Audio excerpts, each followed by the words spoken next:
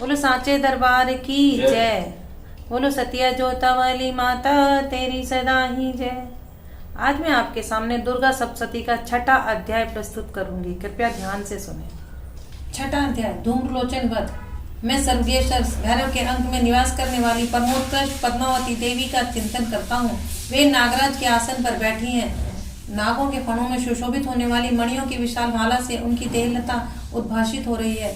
सूर्य के समान उनका तेज है। 3 नेत्र उनकी शोभा बढ़ा रहे हैं।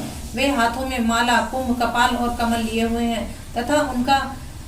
तथा उनके मस्तक में अर्धचंद्र का मुकुट सुशोभित है। ऋषि कहते हैं, देवी यह वचन सुनकर दूत को बड़ा अमर्ष हुआ और उसने दैत्यराज के पास जाकर सब समाचार विस्तार पूर्वक कह सुनाया।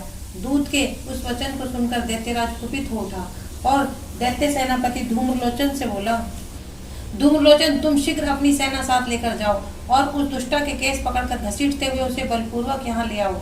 उसकी रक्षा करने के लिए यदि कोई दूसरा खड़ा हो तो वह देवता, यक्ष अथवा गंधर्व भी क्यों न हो, उसे अवश्य मार डालना। ऋषि कहते हैं, शुंभ के इस प्रकार आज्ञा देने पर वह धूम्रलोचन दैत्य 60,000 असुरों की सेना को साथ लेकर वहां से तुरंत चल दिया। वहां पहुंचकर उसने हिमालय पर रहने वाली देवी को देखा और ललकार कर कहा, अरे तू शुंभ निशुंभ के पास चल। यदि इस समय प्रसन्नता पूर्वक मेरे स्वामी के समीप नहीं चलेगी तो मैं बलपूर्वक झोंटा पकड़कर घसीटते हुए तुझे ले चलूंगा।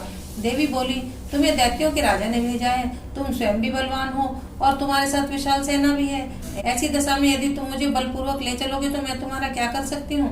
ऋषि कहते हैं, देवी के यूँ कहने पर असुर धूम्रलोचन उनकी ओर दौड़ा। तब अंबिके ने शब्द के उच्चारण मात्र से उसे भस्म कर दिया। फिर तो क्रोध में भरी हुई दैत्यों की विशाल सेना और अंबिका ने एक दूसरे पर तीखे सहायकों, शक्तियों तथा परशुओं की वर्षा आरंभ की। इतने में ही देवी का वाहन क्रोध में भरकर भयंकर गर्जना करके गर्दन के बालों को हिलाता हुआ असुरों की सेना में कूद पड़ा। उसने कुछ दैत्यों को पंजों की मार से, कितनों को अपने जबड़ों से और कितने ही महादैत्यों को पटक कर ओठ की दाढ़ों से घायल करके मार डाला। उस सिंह ने अपने नखों से कितनों के पेट फाड़ डाले और थप्पड़ मारकर कितनों के सिर धड़ से अलग कर दिए। कितनों की भुजाएं और मस्तक काट डाले तथा अपनी गर्दन के बाल हिलाते हुए उसने दूसरे दैत्यों के पेट फाड़कर उनका रक्त चूस लिया। अत्यंत क्रोध में भरे हुए देवी के वाहन उस महाबली सिंह ने क्षण भर में ही असुरों की सारी सेना का संहार कर डाला। शुंभ ने जब सुना कि देवी ने धूम्रलोचन असुर को मार डाला तथा उसके सिंह ने सारी सेना का सफाया कर डाला, तब उस दैत्यराज को बड़ा क्रोध हुआ। उसका ओठ कांपने लगा। उसने चंड और मुंड नामक 2 महादैत्यों को आज्ञा दी, हे चंड और हे मुंड, तुम लोग बहुत बड़ी सेना लेकर वहां जाओ। उस देवी के झोंटे पकड़कर अथवा उसे बांधकर शीघ्र यहाँ ले आओ। यदि इस प्रकार तुमको लाने में संदेह हो तो युद्ध में सब प्रकार के अस्त्र शस्त्रों का तथा समस्त असुरी सेना का प्रयोग करके उसकी हत्या कर डालना।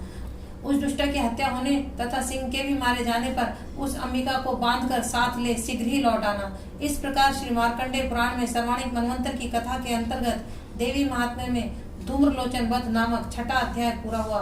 बोलो सांचे दरबार की जय।